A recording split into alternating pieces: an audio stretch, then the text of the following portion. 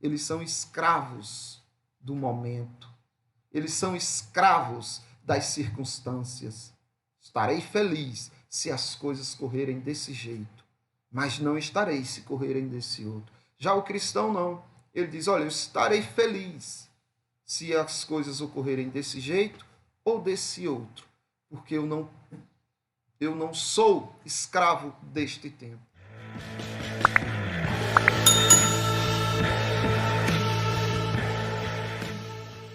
Nós estamos reunidos aqui neste acampamento de jovens, né? Nesse encontro de jovens em Cristo, e estamos aqui cultuando ao nosso Deus. Isso não significa que estão todos os irmãos de Agrestina aqui. No templo também está havendo outro culto. Então, culto a Deus, igreja não é o local onde estão aquelas paredes, mas é o local onde se reúne o povo de Deus. Se o povo de Deus tiver que se reunir escondido, como era na antiguidade, nos cemitérios, ali será a igreja do Senhor. Se ele tiver que se reunir nas cavernas, ali será a igreja do Senhor. Então, hoje, Deus nos deu a grandiosíssima graça de cultuarmos a Ele aqui, nesse encontro, aqui é a igreja do Senhor, e também dos nossos irmãos cultuarem no templo. Lá também, nesse momento, está sendo a igreja do Senhor. E em todos os lugares espalhados pelo mundo, onde tem pessoas cultuando, buscando, aprendendo verdadeiramente do nosso Deus. Então, vamos desfrutar desse momento. A mensagem será trazida agora, só que antes da mensagem, eu quero que vocês orem pelo pregador.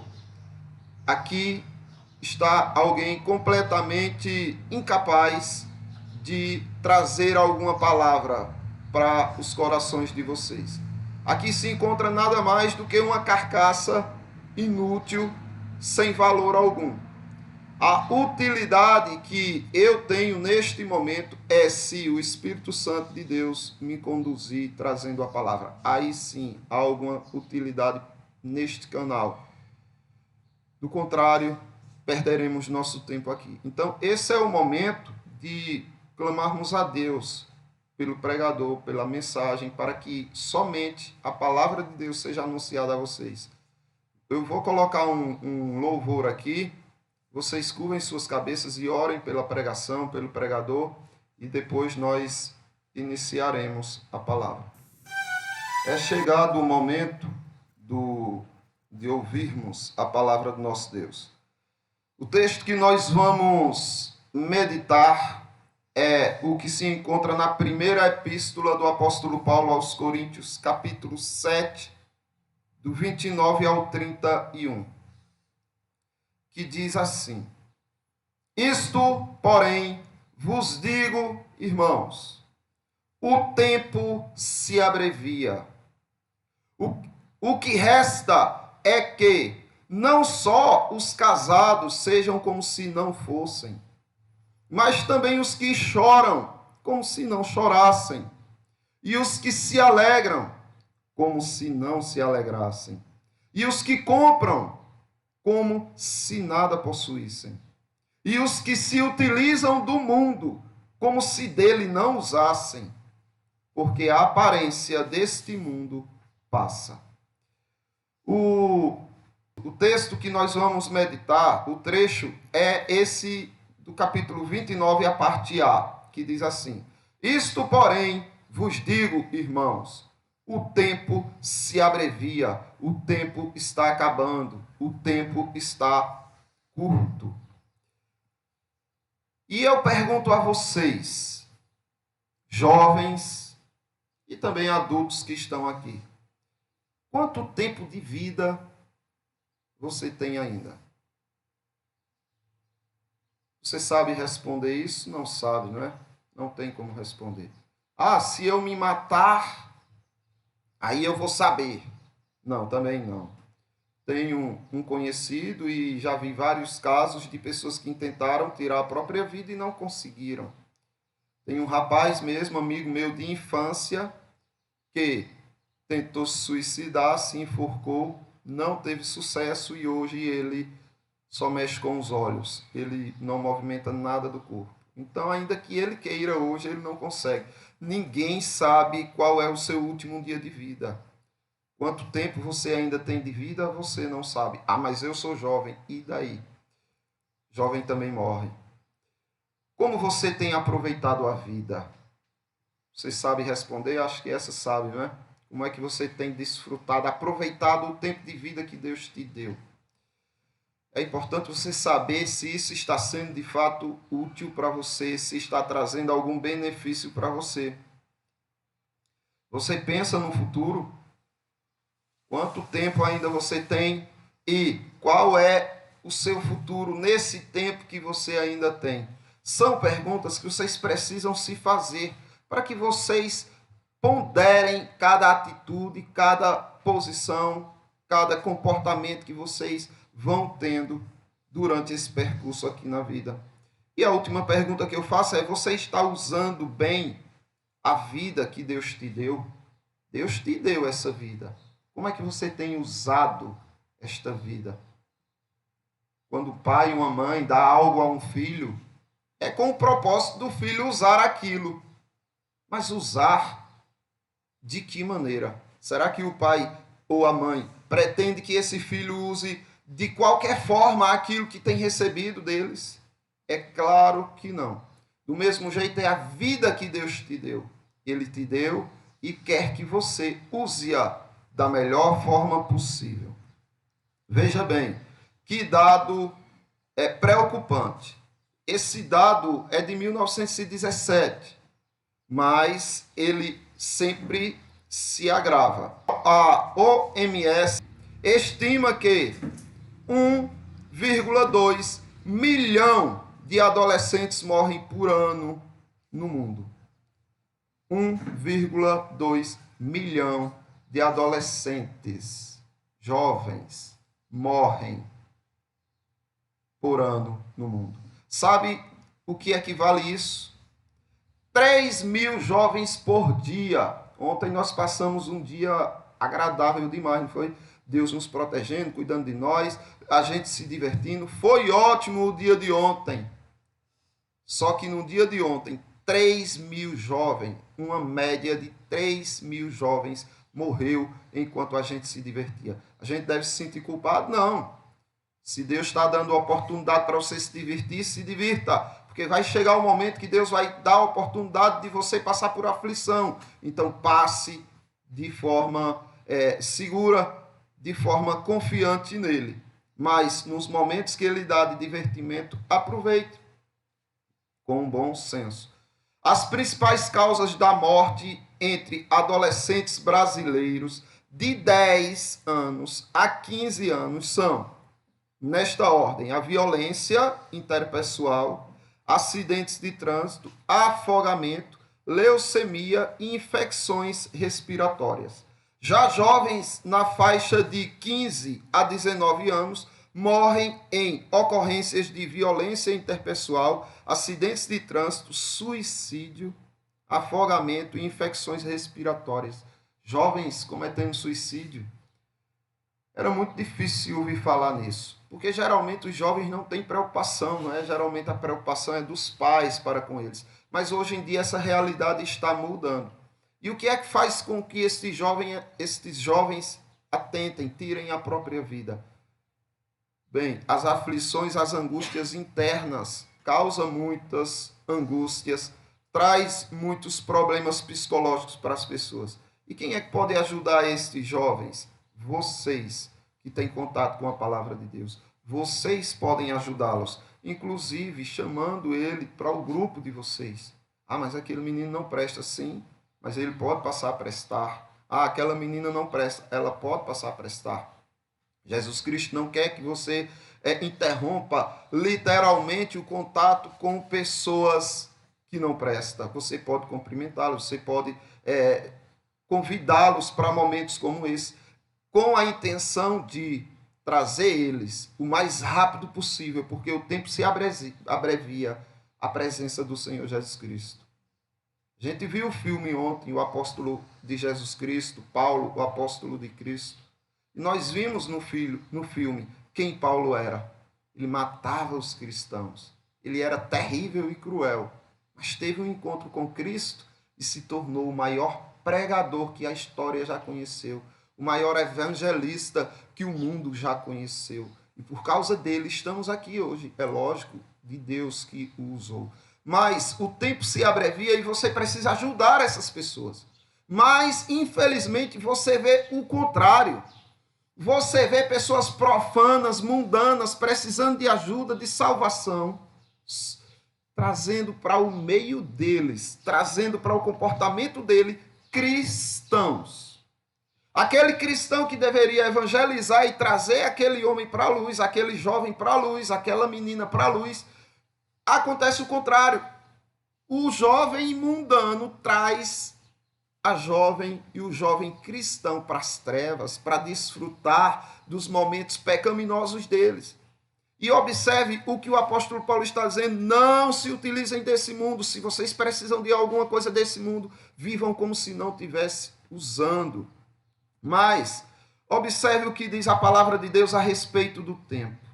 Jó, não é, que passou por um momento muito difícil, ele diz: o homem, nascido de mulher, vive breve tempo, cheio de inquietações, nasce como a flor e murcha, foge como a sombra e não permanece, e sobre tal homem, abres os olhos e os fazes entrar em juízo contigo. É breve o tempo. Veja, você está aqui hoje. A qualquer momento você parte e já entra em juízo com Deus. Deus vai pedir contas de como você viveu aqui.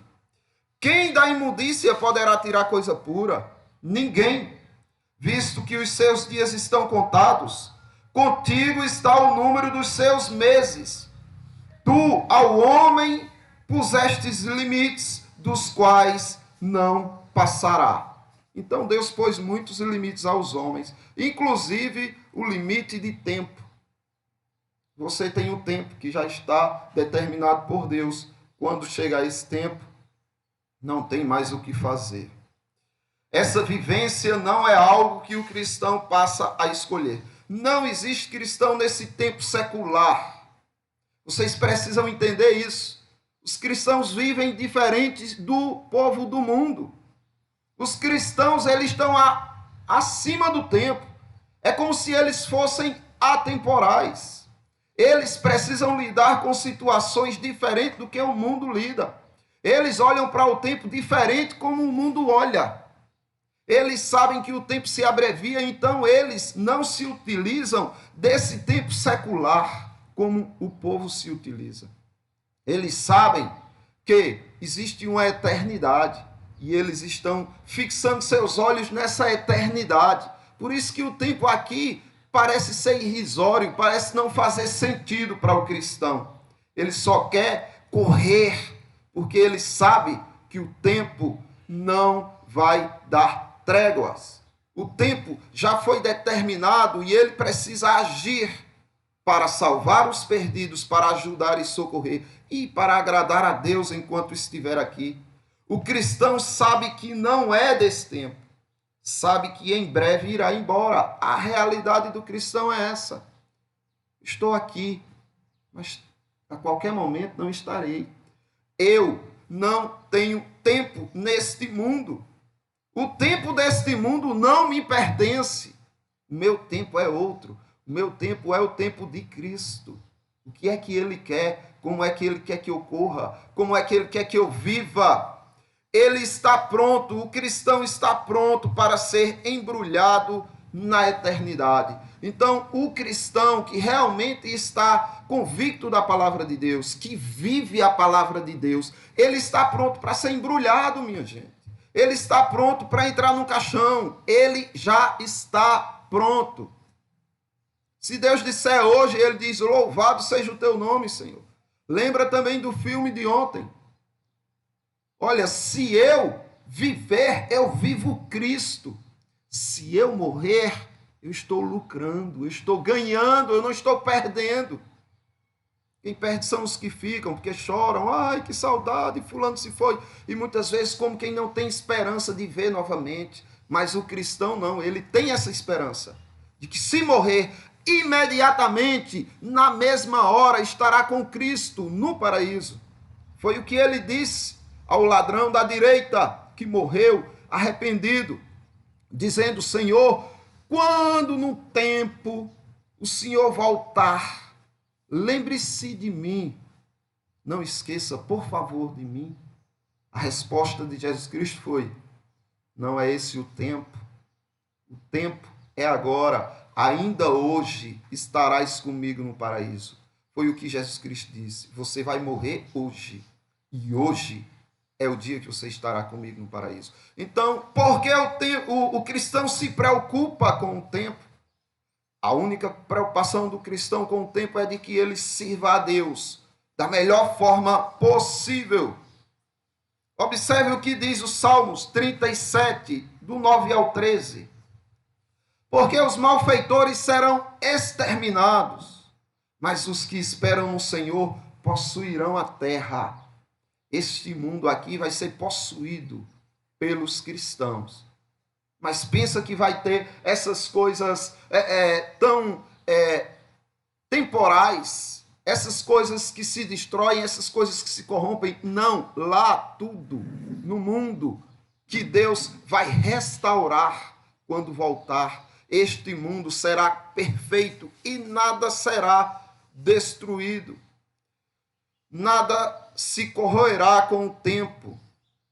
Aí ele continua dizendo, mais um pouco de tempo e já não existirá o ímpio. Procurarás o lugar e não o acharás. Aquele ímpio que vive se gabando porque curte a vida, porque, esses cristãos não sabem o que é aproveitar do mundo. Esses daí, em breve, já não existirão mais. Você vai procurar e não encontra mais eles.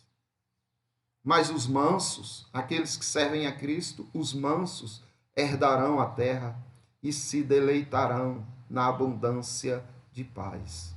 Trama o ímpio contra o justo, e contra ele ringe os dentes. Ri-se-á dele o Senhor, pois vê está se aproximando o seu dia. O ímpio, o Senhor Deus, ele tem muito zelo e amor pelos seus escolhidos, por aqueles por quem Cristo morreu. E quando o ímpio está tramando afastar você do caminho dele ou fazer algum mal a você, Deus olha para ele e ri da cara dele.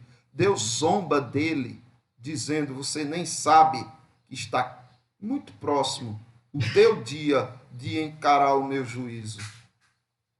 Jó ainda diz, no capítulo 24, 23 e 24, e lhes dás descanso, e nisso se estribam.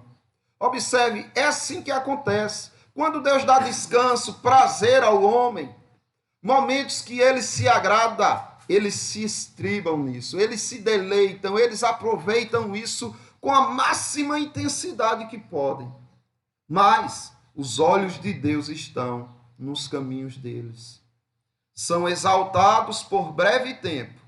Está lá em cima. A qualquer momento podem estar lá embaixo. São exaltados por breve tempo. Depois passam, colhidos como todos os mais, são cortados como as pontas da espiga. É assim a vida de todo ser humano. Mas se vocês observam, os corações dessas pessoas estão nas alegrias mundanas. Quando é que essas pessoas estão alegres? Quando estão recebendo recompensas, benefícios mundanos. Se tira-se deles, ele já não tem mais com que se alegrar. Uma pilha, não tem uma pilha que você coloca num relógio ou num rádio e você vai ali usando, e a pilha vai dando energia ali e tal, acabou a pilha, parou o relógio. Assim são os ímpios. A pilha dos ímpios, a energia dos ímpios são as alegrias mundanas. E eles pensam que as terão para sempre, mas a qualquer momento é tirado deles e aí eles se encurvam, aí eles se entristecem, porque não tem mais alegrias nisso. São também sobrecarregados com as preocupações mundanas. Essas pessoas vivem tão apegadas aos seus bens que elas não conseguem parar de se preocupar. Mas a preocupação delas não está em: será que hoje eu servi a Deus de uma forma que Ele se agradou? Ah, porque eu não orei hoje mais do que eu orei? Ah, porque eu faltei à igreja? Ah, porque eu não li a palavra? Ah, porque eu não evangelizei? Porque eu não dei um bom testemunho? As preocupações deles não estão aí. Estão nos cuidados do mundo. Ah, eu não posso perder aquele contrato. Ai, meu Deus, esse prejuízo que eu vou ter no banco. Ah, meu Deus. E só se preocupam com essas coisas mundanas. Mas tudo isso passará muito rápido. Por isso eu digo a vocês jovens, a vocês adultos, a vocês crianças, possuam, sem se permitirem ser possuídos. Não é os bens que precisam possuir vocês. Não permitam isso. É vocês que devem possuí-los. Possua sem se permitir ser possuído. É vocês que devem dominar, ter o controle sobre os objetos.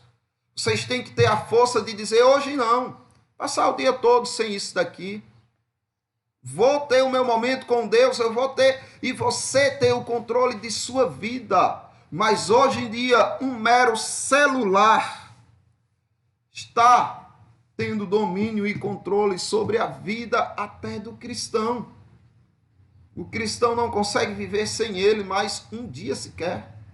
Que dependência é essa?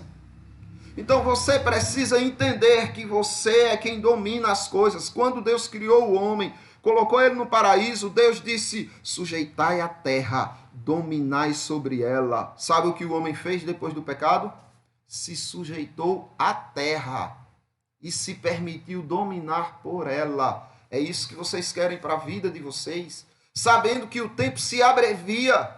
Então, dominem, tomem as rédeas da vida de vocês. E como é que vocês fazem isso? Quando vocês se deixam dominar pela palavra de Deus. Quando é Deus que é o guia de vocês, é vocês que estão segurando a rédea do mundo. Mas quando vocês se afastam da palavra de Deus, vocês são escravos do mundo e o mundo faz o que quer com vocês. Observe o que o apóstolo Pedro, na sua primeira epístola, capítulo 1, do 17 ao 20, diz: ora, se invocais como Pai aquele que, sem acepção de pessoas, julga segundo as obras de cada um, portai-vos com temor durante o tempo da vossa peregrinação. Durante esse tempo que vocês estão peregrinando, que vocês estão vagando aqui no mundo, que vocês estão caminhando como forasteiros, como desconhecidos deste mundo, porque vocês não pertencem a ele. Durante esse tempo de peregrinação, se portem com temor,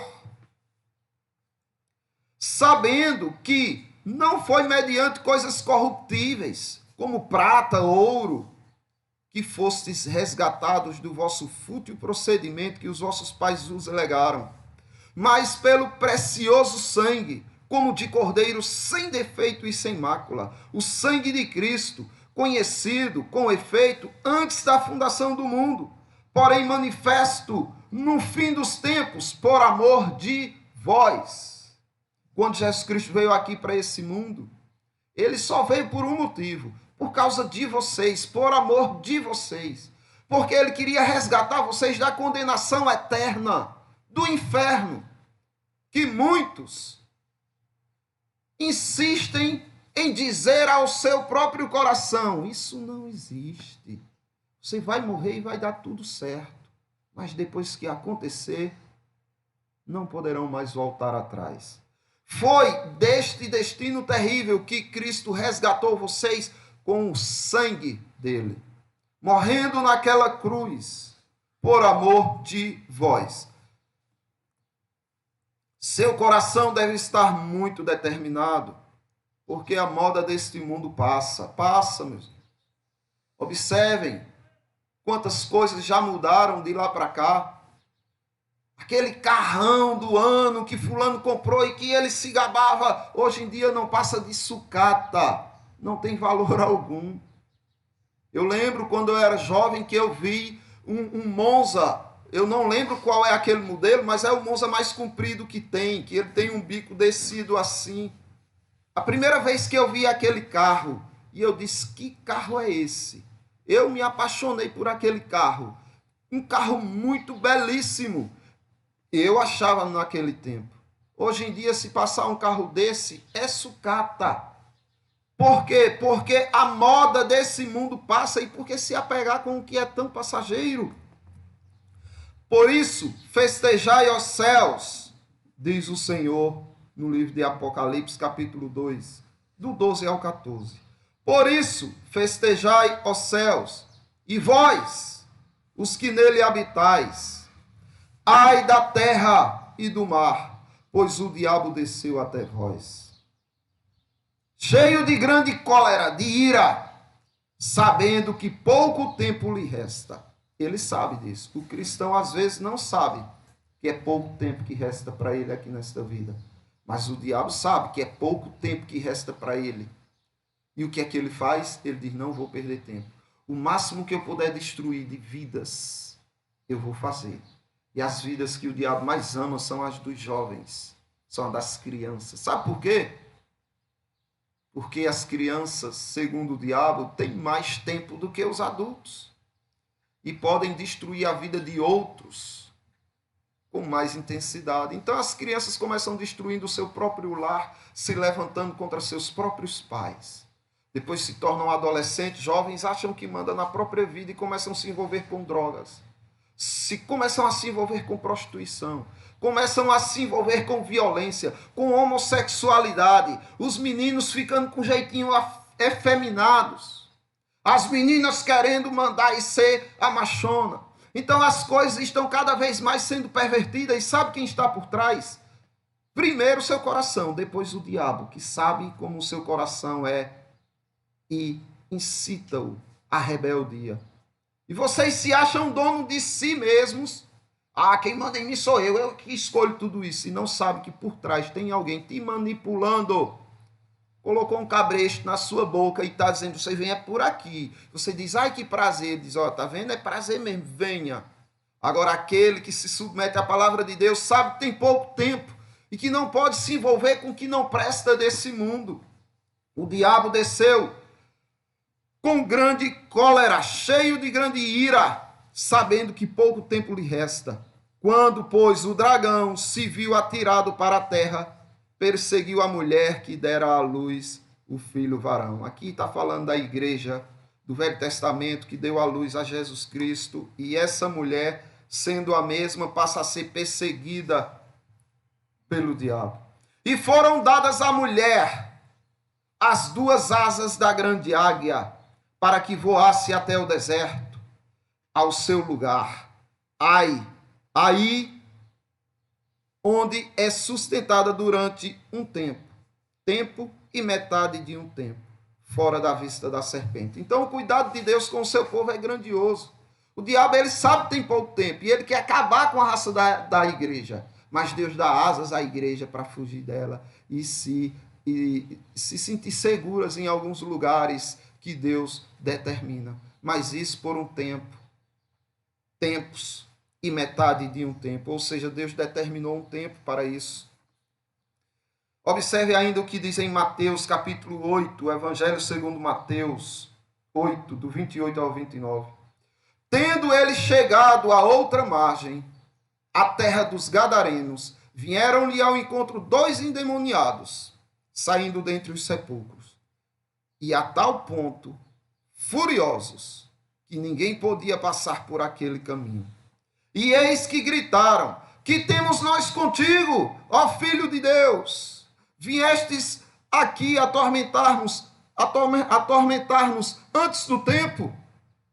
Observem, esses demônios, eles sabem que tem um tempo. E eles estavam atuando. E quando eles viram o Filho de Deus, quando eles viram o próprio Deus encarnado, eles foram angustiados, suplicar o porquê ele estava ali. E eles disseram: olha, ainda não chegou o nosso tempo, o Senhor veio nos atormentar fora do tempo. Porque eles sabem que tem um tempo. Mas você sabe que tem um tempo? Que você está vivo agora e hoje ainda pode não estar?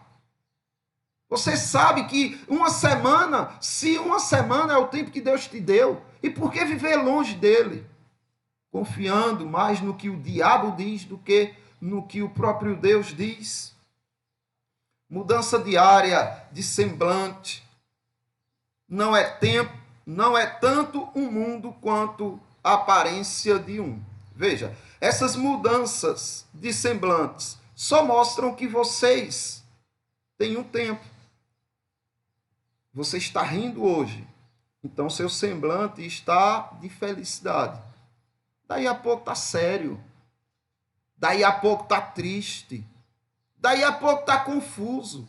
Então observe, o seu semblante já denuncia para você que tudo que você possui é fútil, é passageiro. Porque se apoiar nisso, não é tanto o tempo, não é tanto um mundo quanto a aparência de um. Você está olhando esse mundo aqui, você firma seus pés nele, você diz: estou seguro, mas é tudo aparência, ilusão. Já ouviram falar naquela coisa de ilusão de ótica? Já ouviram falar naquela coisa de miragem?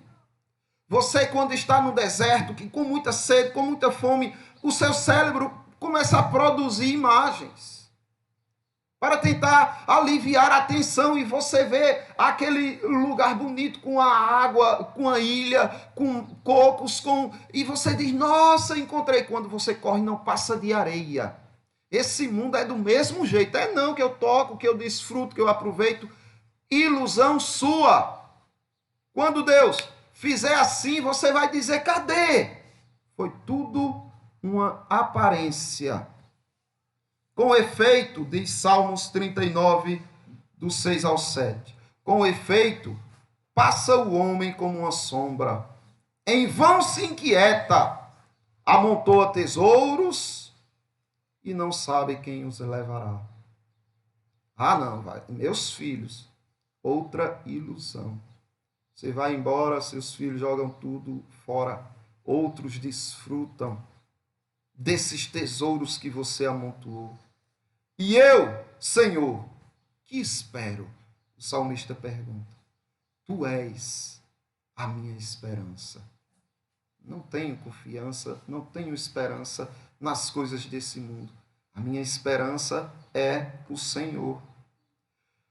Isaías, capítulo 5, versículo 24 diz: pelo que, como a língua de fogo consome o restolho, e a erva seca se desfaz pela chama, assim será a sua raiz como podridão, e a sua flor se esvaecerá como pó, porquanto rejeitaram a lei do Senhor dos exércitos, e desprezaram a palavra do Santo de Israel. Por que vai acontecer isso?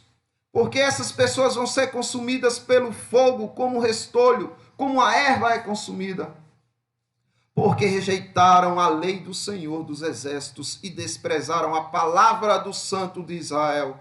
Ainda em Isaías capítulo 40, do 7 ao 8 diz: seca-se a erva, caem a flor, sopram neles o hálito do Senhor. Na verdade, o povo é erva. Seca-se a erva, cai a flor. Mas a palavra do nosso Deus permanece eternamente. Se você se apega com a palavra de Deus, se ela habita no teu coração, você não é temporal, você é eterno. Tudo vai ser consumido, tudo vai murchar, tudo vai morrer, mas você viverá eternamente. 1 Pedro, a primeira epístola, capítulo 1, do 24 ao 25, diz a mesma coisa. Pois toda a carne é como a erva, e toda a sua glória como a flor da erva.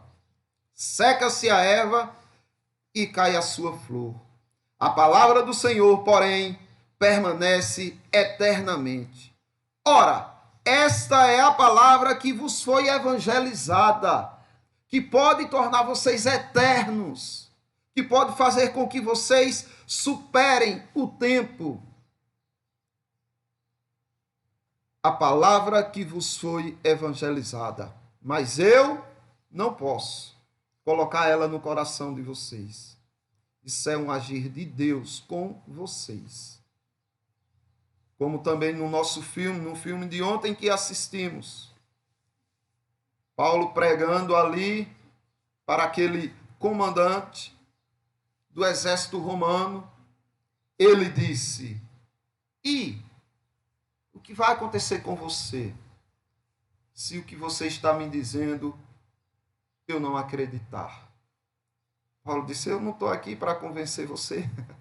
O nosso papel é só falar, anunciar, desejar e orar que vocês creiam. Mas está longe de nós que pregamos o poder de colocar ela no coração de vocês. Aí é algo de Deus com vocês. Por isso que na nossa igreja não há essa ideia de apelo. Quem quer aceitar Jesus, levante a mão e venha aqui para frente. Não tem. Por quê? Não cremos que é o homem capaz de receber ou aceitar Cristo, de aceitar Cristo. É Cristo que escolhe o homem. Não fostes vós que me escolhestes, pelo contrário, eu vos escolhi e vos enviei, para que vades e deis fruto e o vosso fruto permaneça. Agora é algo dele com vocês, é algo bem íntimo, é algo bem pessoal. Tu tá perdendo o teu tempo pregando aí. Tô não. E eu pregando aqui estou simplesmente fazendo o que o meu Deus quer. Fazer o que o meu Deus quer não é perder tempo. Pelo contrário, é estar acima do tempo, sabendo a quem eu sirvo. Tudo é um espetáculo. Acreditem nisso. Já assistiram a uma peça de teatro? Passou, não foi? Talvez muitos atores ali nem existam mais. Nada é sólido. Nada. Tudo é um teatro. É um show temporário. O mundo, isso que vocês vivem, é um teatro. É um show que um dia vai acabar. Do mesmo jeito que começou, que teve uma data para começar, tem uma para acabar. Por isso o apóstolo Paulo diz aos Romanos, na sua epístola, capítulo 8, do 18 por diante: porque para mim tenho por certo que os sofrimentos do tempo presente não podem ser comparados com a glória a ser revelada em nós. Porque eu vou me preocupar com o que eu passo de sofrimento aqui, se esse sofrimento não tem nem como ser comparado com a glória que está aguardando por mim, por vocês. A ardente expectativa da criação aguarda a revelação dos filhos de Deus. Olha, os animais, as plantas, a natureza, a terra, o mar, o sol, as estrelas, a lua, as nuvens, toda ela geme, aguardando expectativamente a revelação dos filhos de Deus. O momento que Deus vai dizer: acabou, venham para mim. E depois ele trazer para essa... Sabe por quê? Toda a criação geme esperando por esse dia, porque ela sabe que vai ser removido o pecado que pesa também sobre elas por causa do homem. E ele continua dizendo: pois a criação está sujeita à vaidade. A criação, tudo isso está sujeita ao pecado. Não voluntariamente, não foi a criação que escolheu, não. Mas por causa daquele que a sujeitou, Adão e Eva e nós. Por que Adão e Eva fez? Porque você faria também. Não, faria não, pois prove. Como? Pare de pecar agora. Aí você diz que não concorda com Adão. Mas se você não conseguir parar de pecar, você está dizendo: valeu, papai Adão, valeu, mamãe Eva, pelo que a senhora fez, porque agora eu estou desfrutando do pecado. Então, foi por causa deles e por causa de todos nós que a criação se sujeitou ao pecado. Mas, por causa daquele que a sujeitou, na verdade, na esperança, a criação, na esperança de que a própria criação será redimida do cativeiro da corrupção, para a liberdade da glória dos filhos de Deus. Aí ele continua: porque sabemos que toda a criação, a um só tempo, geme e suporta angústias até agora. E não somente ela, mas também nós, que temos as primícias do Espírito. Igualmente gememos no nosso íntimo, aguardando a adoção de filhos, a redenção de nosso corpo, porque na esperança fomos salvos. Ora, esperança que se vê não é esperança, pois o que alguém vê, como espera? Mas se esperamos o que não vemos, com paciência o aguardamos. Que irracional é ser afetado pelas imagens, as imagens esmaecidas e transitórias de um sonho. Como é ilusório e irracional isso. Você olha, se apaixona e deposita sua esperança e confiança. Isso não passa de uma imagem que vai apagar-se, como um apagar de um filme. É muito transitório. Paulo, ainda em Romanos, capítulo 13, do 11 por diante, diz: e digo isto a vós outros que conheceis o tempo. Vocês, os cristãos, são os únicos que conhecem o tempo. Já é hora de vos despertardes do sono, porque a nossa salvação está agora mais perto do que quando, desde o princípio, cremos. Estamos nos aproximando de Cristo a cada dia que se passa, a cada hora. Vai alta a noite e vem chegando o dia. Deixemos, pois, as obras das trevas e revistamo-nos das armas da luz.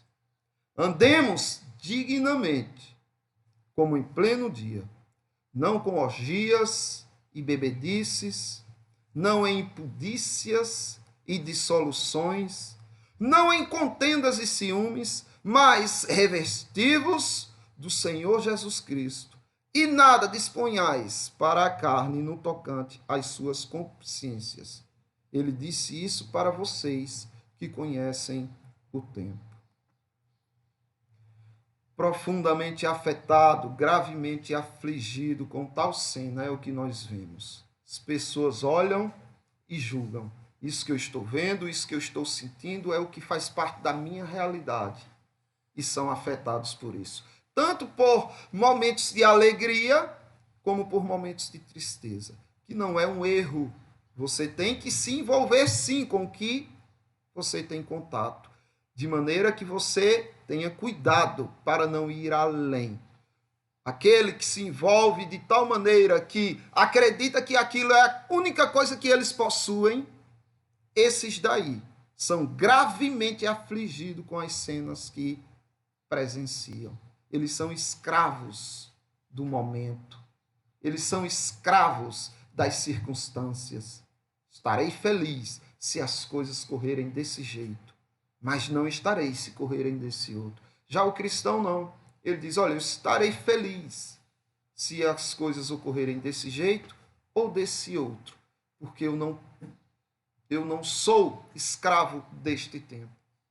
Eu vivo para outro tempo, para o tempo do Senhor Jesus Cristo. Por isso Paulo diz aos Efésios em sua epístola, capítulo 5, do 14 por diante: pelo que diz, desperta, ó tu que dormes, levanta-te de entre os mortos e Cristo te iluminará. É isso que Deus está dizendo para o cristão, para aquele que crê nele, está insistindo em dormir como um morto. Desperta, ó tu que dormes, e levanta-te de entre os mortos, e Cristo te iluminará. Portanto, vede prudentemente como andais, não como nécios, como loucos, e sim como sábios, remindo o tempo, porque os dias são maus. Por esta razão, não vos torneis insensatos, mas procurai compreender qual é a vontade do Senhor. E não vos embriagueis com o vinho, no qual há dissolução, mas enchei-vos do Espírito. Não se embriaguem, nem com o vinho, nem com qualquer bebida, nem com o veneno deste mundo, mas encham-se do Espírito Santo. E aqui nós encerramos. E eu encerro dizendo para vocês, O tempo é breve. Irmãos, o tempo se abrevia. Não vivam para esse tempo. Não depositem a esperança e a confiança de vocês nesse tempo, no que é secular, mas no que é eterno. Eu quero a eternidade. Ela existirá à medida que o que é eterno habitar no seu coração. E nós vimos aqui o que é eterno. O que é eterno é a palavra de Deus. Se ela está no seu coração, ela, por ser eterno, manterá você eterno. Fará com que você seja eterno. Ela não está na sua vida, você não passa de uma flor que em breve murchará e será queimada pelo fogo. Vamos responder a palavra de Deus, amados. Abrindo em Eclesiastes. E eu quero que vocês meditem, porque esse texto fala de vocês jovens, também de todos, não é? Observe bem o que diz esse texto, porque confirma tudo o que vimos agora. Eclesiastes capítulo 11, do 9 ao 10, uma leitura alternada. Alegra-te, jovem, na tua juventude, e recreie-se o teu coração nos dias da tua mocidade. Anda pelos caminhos que satisfazem o teu coração e agradam os teus olhos. Sabe, porém, que de todas estas coisas Deus te pedirá conta. Afasta, pois, do teu coração o desgosto, move a tua carne a dor, porque a juventude e a primavera da vida são vaidades. Passam assim. Por isso, afaste, pois, do seu coração o desgosto. Remova da tua carne a dor, porque a juventude e a primavera da vida são vaidade. É tudo passageiro. Confiem em Deus. Ele não quer tirar o direito de diversão de vocês. Pelo contrário, ele está dizendo justamente que você, na sua juventude, alegre o seu coração, recreie o seu coração nos dias da sua mocidade. Anda pelos caminhos que satisfazem o teu coração. O que agrada o seu coração, corra para fazer. Aquilo que enche os teus olhos, que agradam os teus olhos, também faz. Agora, antes de qualquer atitude, qualquer decisão, pare e pense. Isso daqui agrada ao meu Deus ou desonra o nome dele?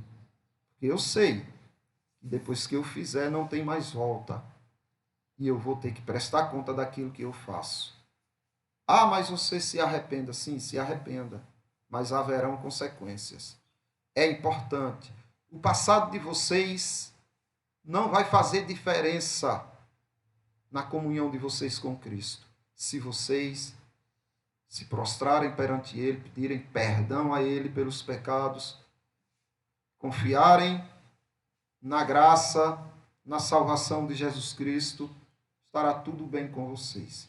E vocês aprenderão como se utilizar deste mundo, deste tempo.